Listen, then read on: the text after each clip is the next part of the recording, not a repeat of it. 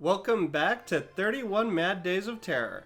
As always, I'm your host, the titular Mad Silence. Today we're looking at only our second sequel of the year. I'd like to say this is probably the most interesting follow-up to A Nightmare on Elm Street, but there's some pretty stiff competition for that title in this franchise. I think it's safe to say it's the undisputed holder of the least fitting subtitle of the series, however. Despite being called Freddy's Revenge, this is one of the very few films where Freddy isn't killing anyone even remotely tied to his death. Plus, considering the subtext, as confirmed by a good chunk of the cast and crew, it could very well have been called the Gay Nightmare. Subtext that was apparently only doubled down on during the making of the movie, to the point where it's kinda just text within the finished product. As such, you have a film that greatly diverges from anything that came before or after. Here, Freddy operates as a malevolent spirit, breaking down the walls keeping him trapped within the dream world, and making the protagonist, Jesse, vulnerable enough to possess until finally, Freddy frees himself from Jesse in a horrifying bit of body horror.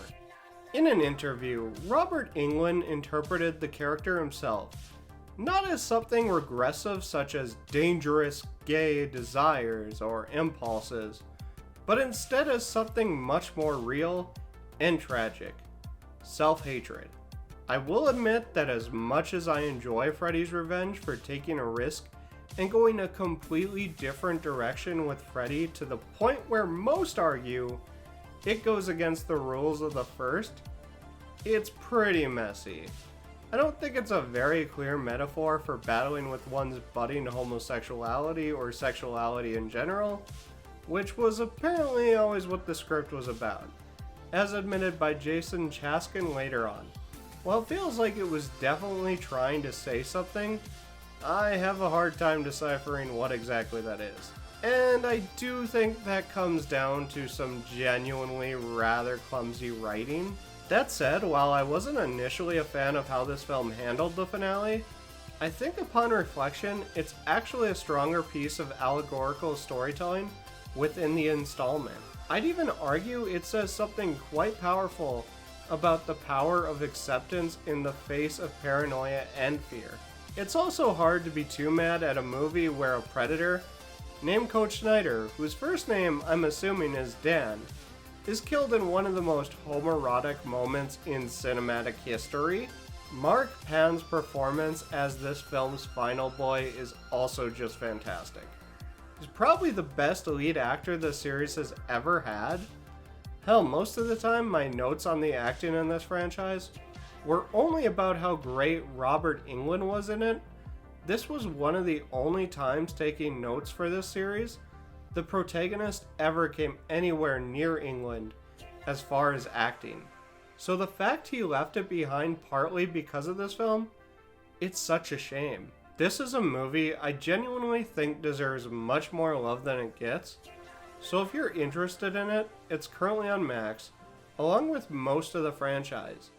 And if you want to know more about its leading man and its impact on him and pop culture, the documentary Scream Queen, My Nightmare on Elm Street is on the GOAT Tubi for free.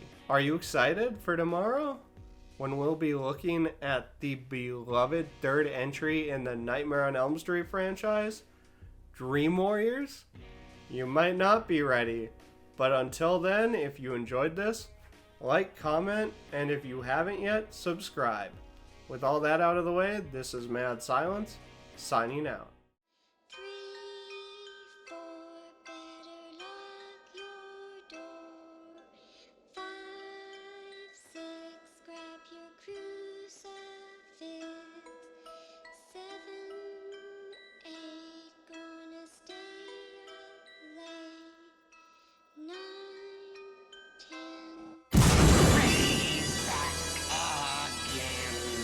Nightmare on Elm Street Part 3.